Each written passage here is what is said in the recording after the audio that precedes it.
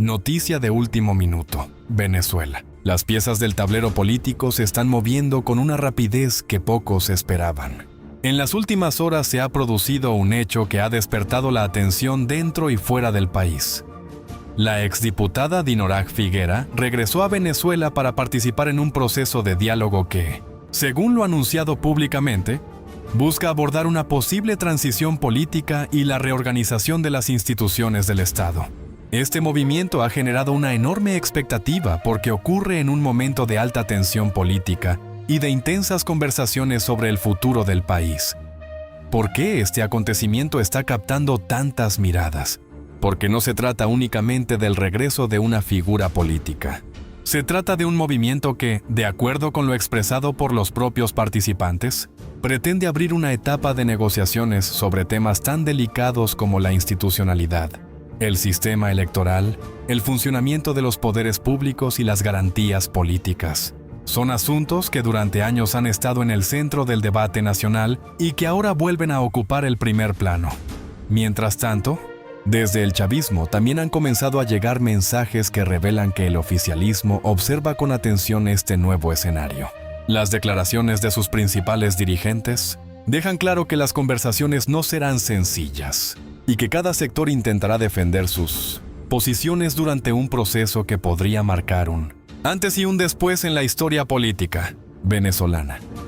La gran pregunta es si este será un diálogo diferente a los anteriores o sí terminará enfrentando los mismos obstáculos que han impedido alcanzar acuerdos duraderos en el pasado. Esa es precisamente la interrogante que millones de venezolanos se hacen dentro y fuera del país. ¿Estamos frente al inicio de una nueva etapa política o simplemente ante otro intento de negociación cuyo desenlace aún es incierto? En este video vamos a analizar cada uno de los movimientos que se han producido en las últimas horas. ¿Qué significa realmente el regreso de Dinorak Figuera? ¿Cuál es la estrategia que parece estar siguiendo el chavismo? ¿Qué papel desempeñan los actores internacionales? ¿Y cuáles podrían ser los escenarios que se abren para Venezuela en los próximos meses? Más allá de los titulares, es importante entender el contexto, porque muchas veces los acontecimientos más relevantes no son los más llamativos, ¿no?, sino aquellos que comienzan a modificar silenciosamente el panorama político. Lo que está ocurriendo merece un análisis cuidadoso, basado en los hechos conocidos hasta ahora y en las declaraciones públicas de los protagonistas. Hay expectativas, hay interrogantes y también muchas incógnitas que todavía deberán resolverse.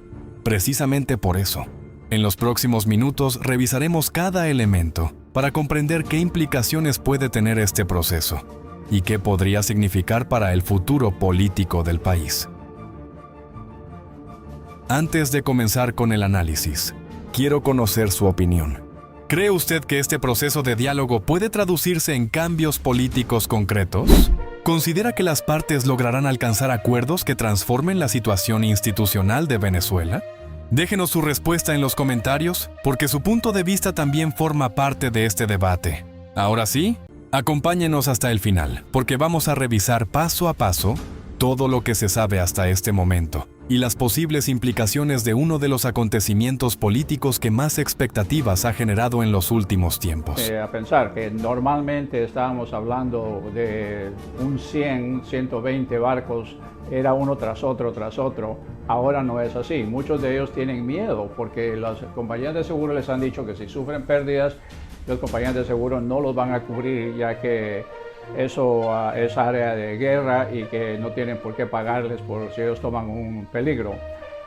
Eso claramente ha puesto el petróleo más caro. El Brent subió de nuevo. Por una parte, buenas noticias para Venezuela, porque significa que les tendrían que estar pagando más, excepto que estos idiotas han negociado contratos con unos precios fijos muy bajos por debajo del mercado internacional. Así que eso resulta de que si el Brent subió, el precio de la gasolina aquí en nuestras gasolineras también subió. Estábamos ya contentos que había bajado como a $3.80 por el galón de gasolina regular y resulta que ayer subió a 4.41, así que parece una de aquellas montañas rusas que baja y sube, dependen si se están de acuerdo que van a haber negociaciones, que no van a haber. La bolsa de valores está igual, parece que fuera una montaña rusa que sube y baja. Las acciones de los bonos, todo también depende de qué es lo que dicen, que si hay paz o no hay paz.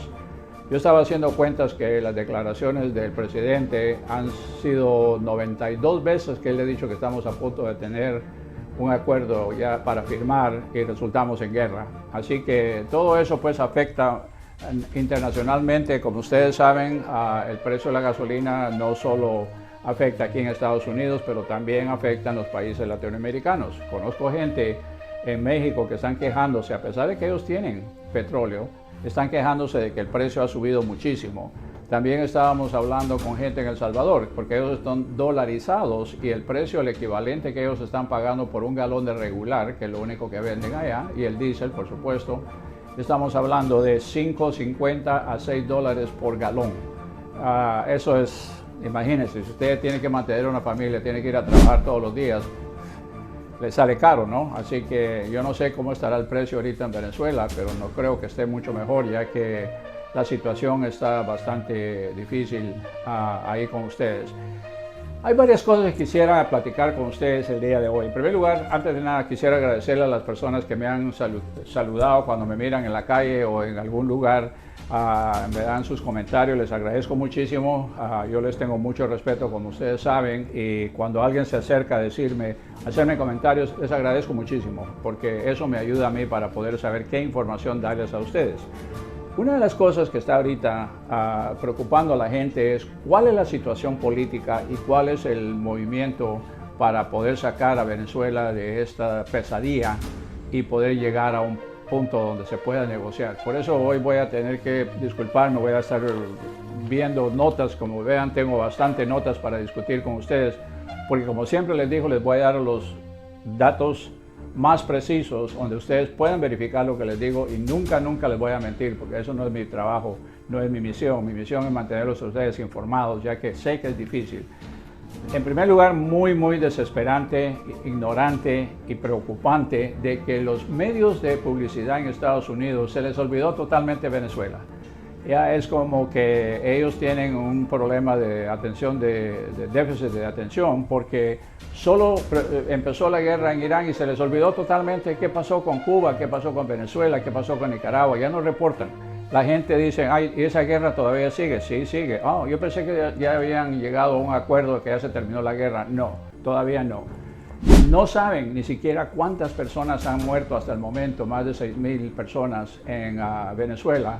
Y dijeron, yo pensé que solo 1.000 personas habían muerto. No, eso fue hace aproximadamente 3 semanas cuando dieron unos números, pero ahora están actualizando y van a haber muchos más. Es penoso, muy penoso que personas que deberían de enterarse, porque estamos hablando de un país que está en nuestro vecindario, ellos no se preocupen y se preocupen de lo que está pasando en Irán, que en realidad es una distracción para todos en vez de ser un problema. Y eso tiene las consecuencias de que si ustedes no están en el ojo del pueblo y en el ojo de los políticos, es como que se les olvida y nadie los defiende. Eso es preocupante, muy preocupante. Por eso, como yo les digo, hay que mantener el dedo en la llaga para que estos políticos entiendan de que no los vamos a dar por vencido. Me está preocupando muchísimo de que habían prometido que iban a extender el TPS, el famoso TPS, y van a dejar que se venza ahorita en octubre. Sin razón, porque como el mismo presidente dijo, si él está a cargo de Venezuela, él tiene una obligación de proteger a todas las personas que están bajo el dominio de Estados Unidos. Y en este caso, si él dice que Venezuela está manejada por Estados Unidos, él tiene una obligación legal de ver el porvenir, el bien de todos los venezolanos aquí y en Venezuela.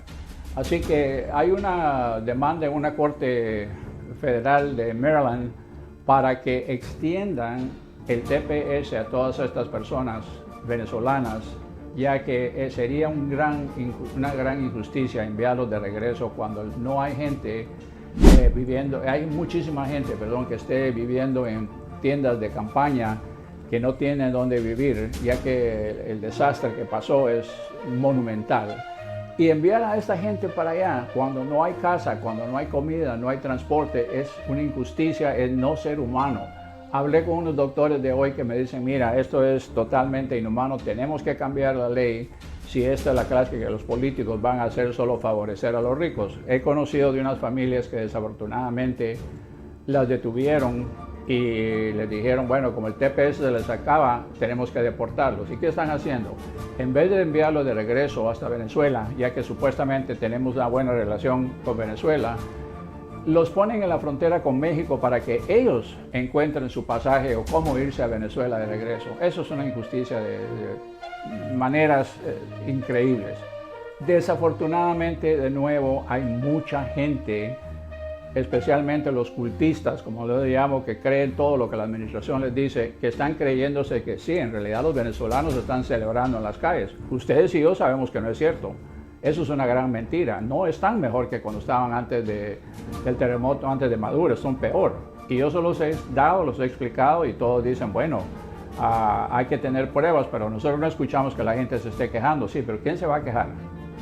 Ese es el problema que tenemos. Yo estoy platicando con los congresistas ahora están demandando al presidente que les dé evidencia de que la gente está celebrando, como él dice, de que la gente está mucho mejor y que no están malgastando los fondos. Le pidieron una contabilidad de todo el dinero que ha entrado, cómo lo han gastado, a quién lo ha recibido detalladamente.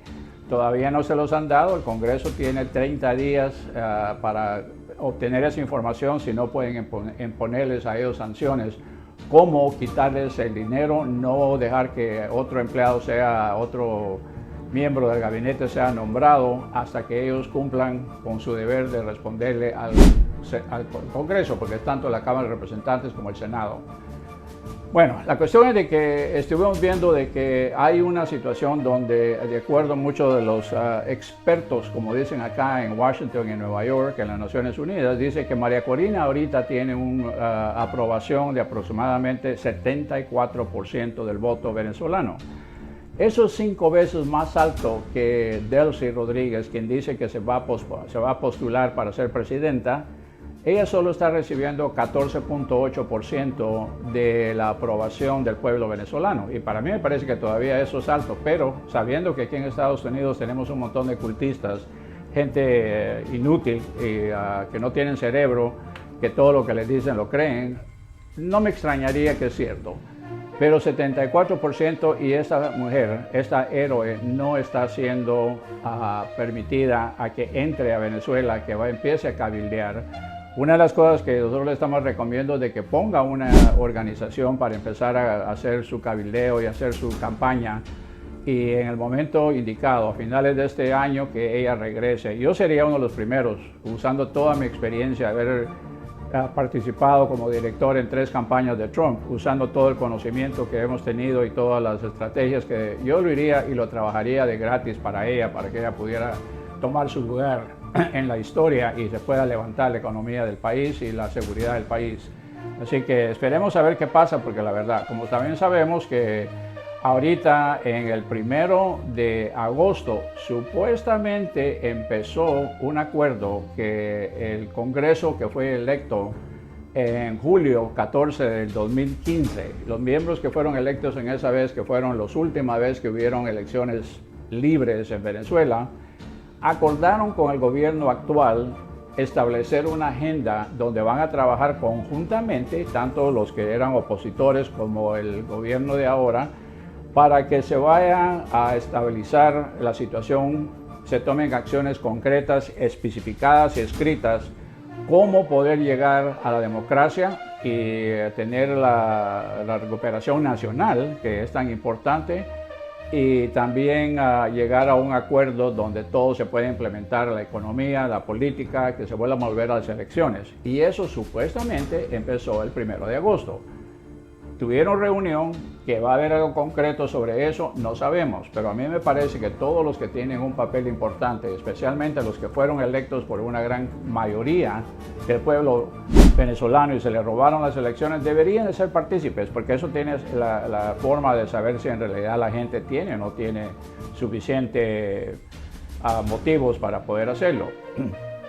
Otra cosa que me sorprendió a mí es de que 76, de acuerdo a una encuesta que fue conducida por Atrasintel, que es para esta gente de Bloomberg, la famosa empresa publicitaria de New York,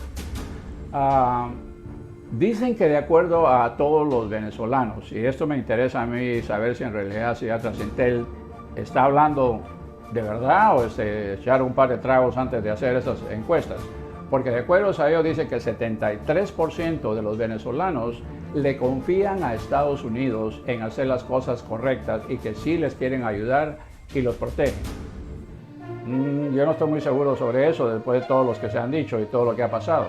De acuerdo a los venezolanos, a esta misma encuesta que fue hecha por Atrasintel para Bloomberg, dice que de acuerdo a los venezolanos, ustedes y los cubanos, me imagino,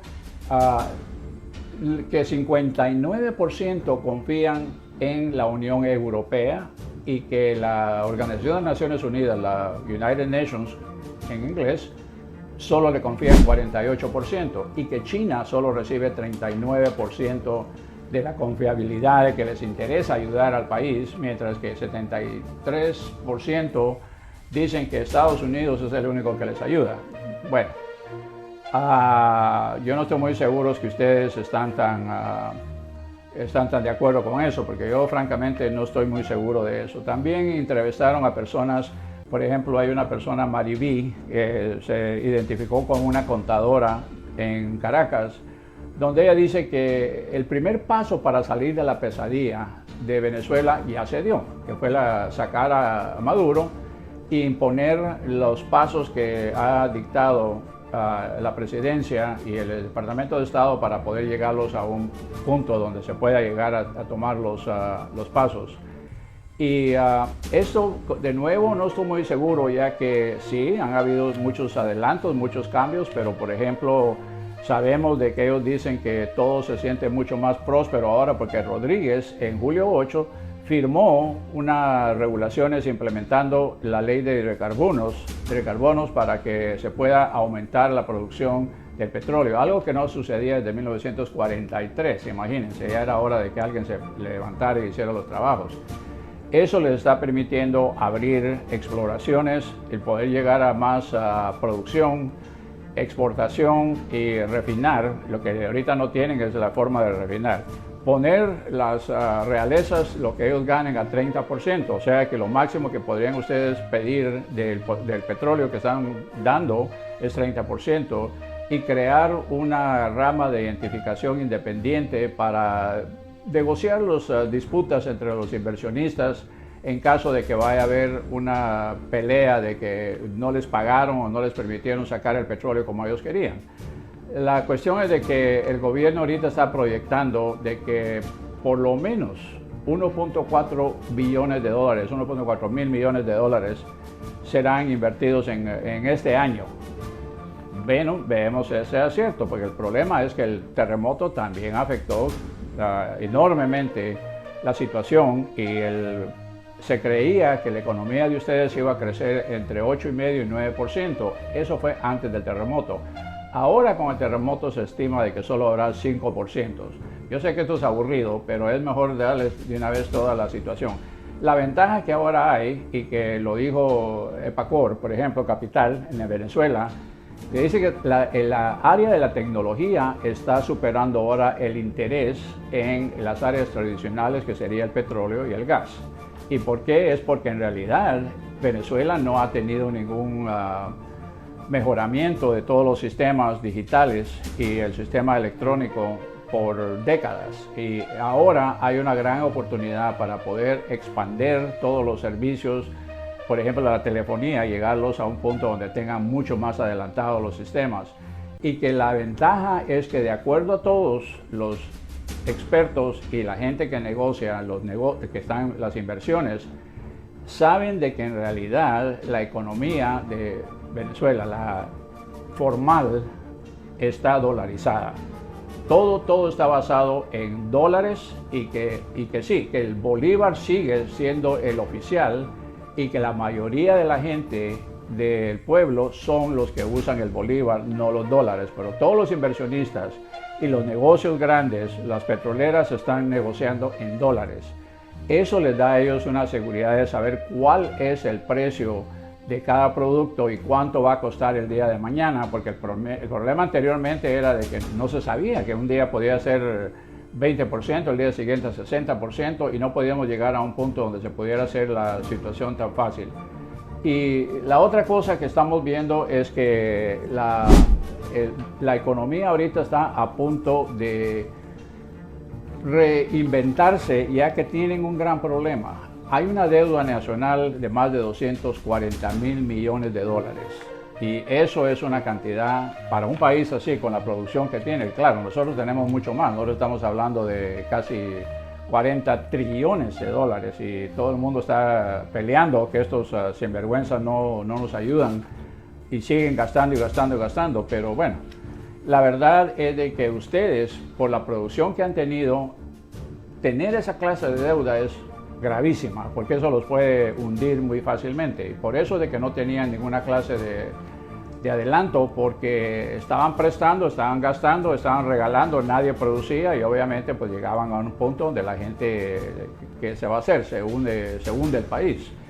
Y estaba viendo también de que están tratando de negociar la deuda para tratar de pagarla, refinanciarla y pagarla en un tiempo más prudente, basado en la capacidad de producción que se está levantando ahora. Hay mucha inversión que todavía se tiene que hacer para poder subir, ya que hay miles de pozos que podrían ser productivos, pero que no han tenido el mantenimiento, no les ha llevado el equipo. Y de esos 240.000 millones de dólares de deuda que tienen, está mucho más alto a propósito de lo que se había estimado. Eso fue el problema precisamente, que no se podía decidir cómo podemos estabilizar el bolívar, porque cuando se trataban de conseguir las figuras de cuánto deuda había, la deuda va a determinar cuánto vale el bolívar. Ahorita el bolívar, como saben, está por los suelos. Ahora se va a empezar a estabilizar simplemente porque ya sabemos cuál es el precio y la deuda actual. 240 billones. Ahorita la producción activa de Venezuela bajó por casi 100.000 millones de dólares.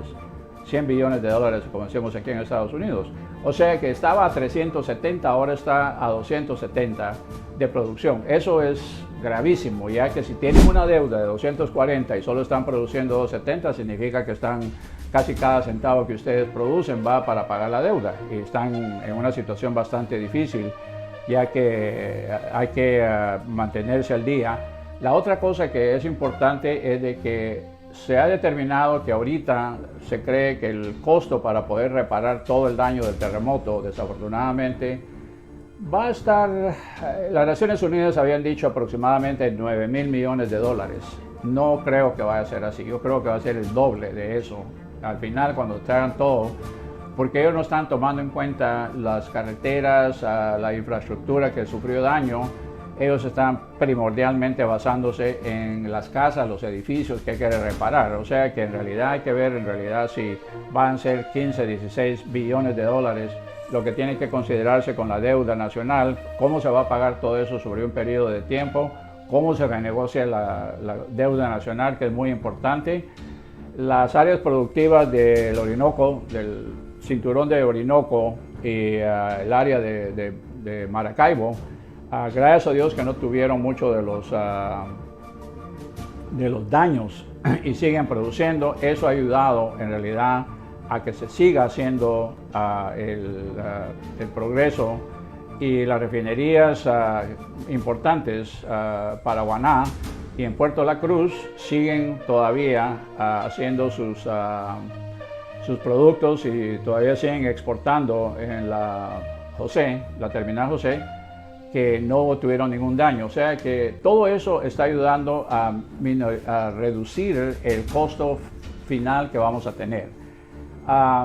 La situación es de que hay muchas áreas donde en realidad la gente no esperaba que hubieran habido tantos problemas, pero ahora ya se están tomando ya estamos abarcando los conceptos y saber qué es lo que está pasando. Por ejemplo, un americano venezolano que ha vivido aquí, que llegó con la delegación del Signum en marzo, él sabía todas las historias y sabía todos los problemas y el talento humano que existe en Venezuela, pero dice que hasta que ellos no llegaron a ver en carne propia no se dieron cuenta del potencial que Venezuela tiene para recuperarse de todos estos daños.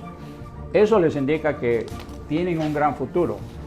Me preocupa muchísimo, muchísimo de que recibí unos correos y unas pláticas que he tenido yo con muchos venezolanos y me dicen que desafortunadamente muchos están desesperados y se están yendo otra vez, están emigrando hacia Brasil, hacia Colombia y otros países del área porque ya no pueden.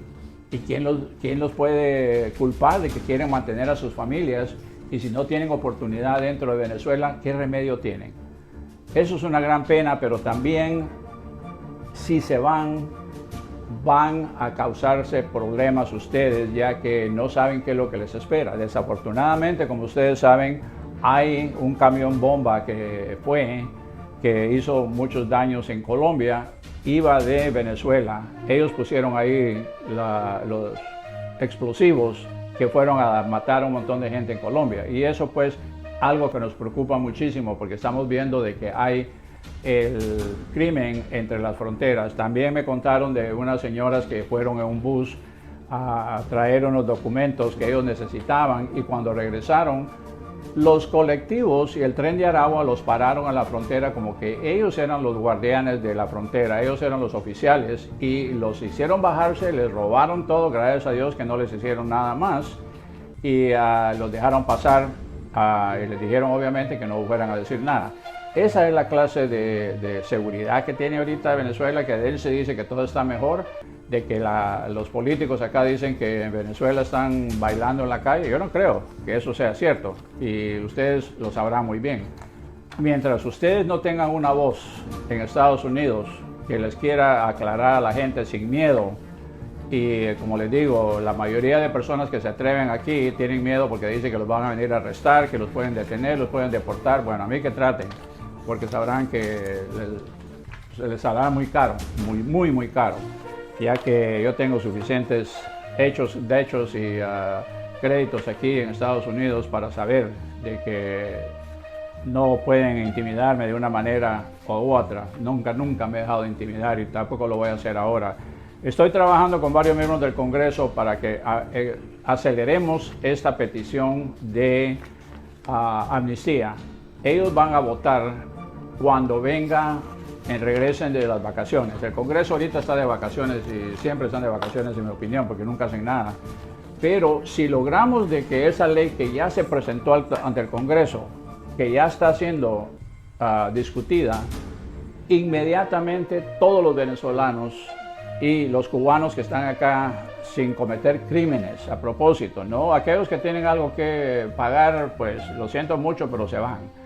Pero todos estos venezolanos que no merecen que los deporten, que han sido personas honestas y que lo único que hacen es que se les acabó el TPS y mucha gente cometió el error de abandonar sus peticiones de asilo y ahora están pagando el precio porque se quedaron sin ninguna posición, no tienen una petición pendiente y no tienen el TPS, los están deportando. Así que si les dicen que voten una a la otra, no lo hagan. Ustedes tienen derecho a tener dos peticiones caminando en el mismo momento, así que no vayan a soltar su petición de asilo, de refugiado, porque entonces sí se quedan con las manos vacías. Mucho cuidado, por favor. De nuevo, como les digo, estamos luchando para que pasen esta ley lo más pronto posible, ahorita que regrese el Congreso de sus vacaciones, de su periodo que tienen ellos, que van a sus oficinas de regreso. Pero mientras tanto estamos hablando con cada miembro en sus distritos para que no se les olvide que necesitamos empujar esta ley con mayoría, porque si Trump la decide que no la quiere firmar, no importa. Media vez 70% de los miembros del Congreso firmen la ley, pasa a ser automáticamente ley, a él quiera o no quiera. Si él dice no la voy a firmar, no importa, hay mayoría, el voto pasa, porque la ley dice que si es por 70% y ya pasa a ser ley, que él le quiera hacer un veto, no importa. De nuevo les pido que me ayuden a ayudarles. Como les digo, yo no estoy pidiendo dinero, no estoy pidiendo absolutamente nada. Lo único que les estoy pidiendo es que me apoyen para que yo pueda hablar por ustedes, para que yo pueda ir a pelear. Estamos planeando hacer un evento ahí en El Dorado, en Florida, en el área de Miami, donde quisiera que llegaran miles de personas, de cubanos, venezolanos, nicaragüenses para poder empujar la ley, para empujar que los liberen de una vez por todas. Si vamos 100, no nos ponen atención. Si vamos miles, les aseguro que todos los medios van a estar ahí y les aseguro que los políticos van a querer estar ahí también, porque las elecciones vienen en noviembre y ahora los van a escuchar.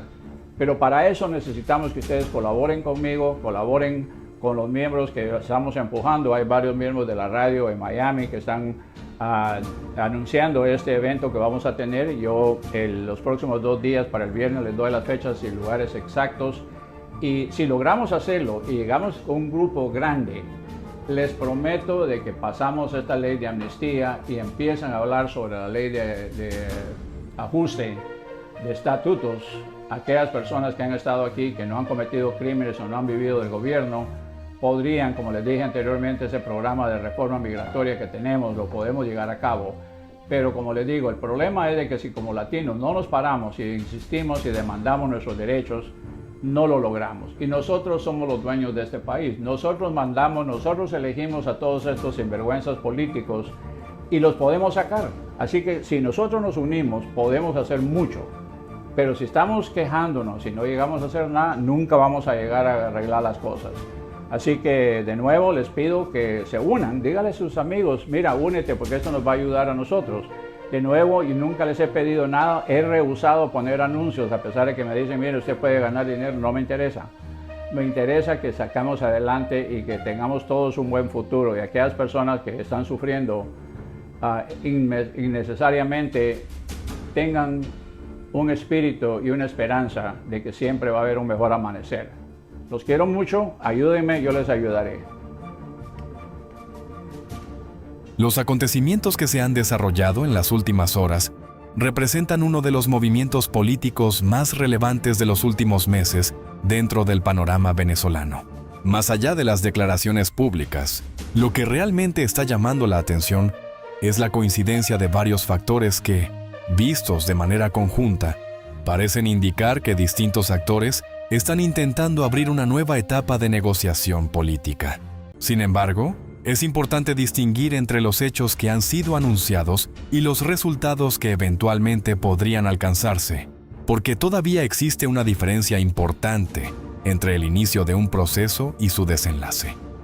El primer elemento que cambia el panorama es el regreso de Dinora Figuera a Venezuela. Durante años, gran parte de la dirigencia vinculada a la Asamblea Nacional elegida en 2015 desarrolló su actividad desde el exterior. Que una de sus principales representantes vuelva al país para participar en una agenda de conversaciones constituye un movimiento político significativo. Según sus propias declaraciones, el objetivo es impulsar un proceso de reinstitucionalización que incluya la revisión del Consejo Nacional Electoral, la reorganización del Tribunal Supremo de Justicia y el fortalecimiento de los derechos políticos y civiles. Ese planteamiento coloca sobre la mesa una discusión mucho más amplia que una simple negociación coyuntural. Ahora bien, la gran pregunta es por qué este regreso ocurre precisamente ahora. Una posible explicación es que distintos actores consideran que existe una ventana política para explorar acuerdos. Eso no significa necesariamente que todas las partes compartan los mismos objetivos, sino que cada una puede percibir beneficios distintos en sentarse a conversar. En los procesos de negociación complejos, es habitual que los participantes lleguen a la mesa con intereses diferentes y, en ocasiones, incluso contrapuestos. Otro elemento fundamental es el papel de Estados Unidos. Diversos reportes indican que Washington ha respaldado la instalación de estas conversaciones y mantiene interés en que exista una hoja de ruta con metas verificables. Ese respaldo no implica, por sí solo, que pueda imponer el resultado de las negociaciones. La influencia internacional puede facilitar un proceso, ofrecer incentivos o ejercer presión diplomática. Pero los acuerdos dependen finalmente de la voluntad de quienes participan directamente en la mesa. Las declaraciones de Diosdado Cabello también ayudan a entender la estrategia del chavismo. Cabello ha insistido en que dialogar no significa capitular, y ha señalado que el levantamiento de las sanciones constituye una prioridad para el oficialismo. Ese mensaje busca transmitir que el chavismo pretende negociar, desde una posición que considera de fortaleza política y que cualquier concesión deberá formar parte de un acuerdo más amplio. Desde El punto de vista estratégico, esa postura tiene lógica. En cualquier negociación de alto nivel, cada actor intenta preservar sus principales intereses. Para el oficialismo, uno de esos intereses es reducir la presión económica y política derivada de las sanciones.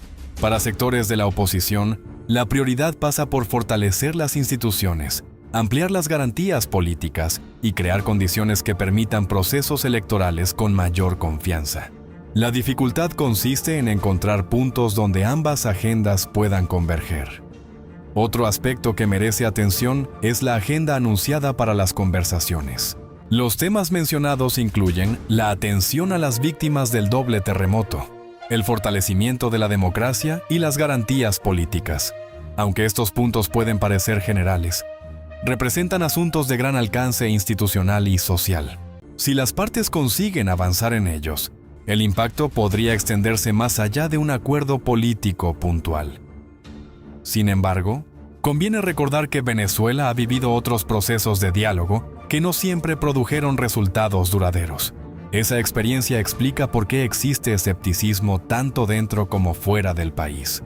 La diferencia entre un anuncio político y un acuerdo efectivo suele medirse por los compromisos verificables, los mecanismos de seguimiento y la capacidad real de cumplir lo pactado.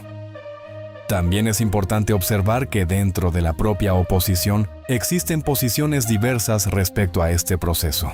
Algunos sectores consideran que el diálogo puede abrir oportunidades para impulsar cambios institucionales, mientras que otros expresan reservas sobre el formato de las conversaciones y la representación de todos los actores. Esa diversidad de opiniones refleja que el escenario político venezolano continúa siendo complejo y que no existe una visión única sobre el camino a seguir. ¿Qué puede ocurrir ahora? Existen varios escenarios posibles. El primero es que las conversaciones avancen gradualmente y produzcan acuerdos parciales sobre algunos temas institucionales. En ese caso, podrían desarrollarse reformas específicas antes de abordar asuntos políticos más sensibles. Este tipo de procesos suele caracterizarse por avances lentos y negociaciones sucesivas. Un segundo escenario es que las partes mantengan el diálogo durante un tiempo, pero encuentren dificultades para alcanzar consensos en los temas de mayor importancia. En ese supuesto, podrían lograrse algunos entendimientos, limitados sin que ello implique una transformación profunda del panorama político. También existe la posibilidad de que el proceso enfrente nuevos obstáculos y pierda impulso. La historia reciente demuestra que las negociaciones políticas pueden verse afectadas por desacuerdos internos, cambios en el contexto internacional o diferencias sobre el cumplimiento de los compromisos asumidos. Por eso, más que fijarse únicamente en los anuncios, será fundamental observar los hechos que se produzcan durante las próximas semanas. Si continúan las reuniones, si se publican documentos conjuntos, si se anuncian medidas concretas y si los distintos actores mantienen la voluntad de seguir negociando. En definitiva, el regreso de Dinora Figuera, la participación de representantes del oficialismo y el respaldo internacional descrito en los reportes recientes configuran un escenario político distinto al de meses anteriores. No obstante, todavía es prematuro concluir cuál será el resultado final de este proceso. En política, los movimientos iniciales suelen generar expectativas, pero son las decisiones posteriores las que determinan si una negociación termina convirtiéndose en un cambio institucional duradero o queda como un intento más dentro de una larga historia de diálogos complejos en Venezuela. La evolución de los acontecimientos en los próximos meses será la que permita evaluar si este proceso logra traducirse en acuerdos concretos y verificables, o si, por el contrario, encuentra los mismos desafíos que han limitado iniciativas anteriores. Otro elemento que merece un análisis detallado es el impacto que este proceso puede tener dentro del propio chavismo. Cuando una organización política enfrenta una negociación de esta magnitud, inevitablemente surgen diferentes visiones sobre cómo debe desarrollarse el proceso.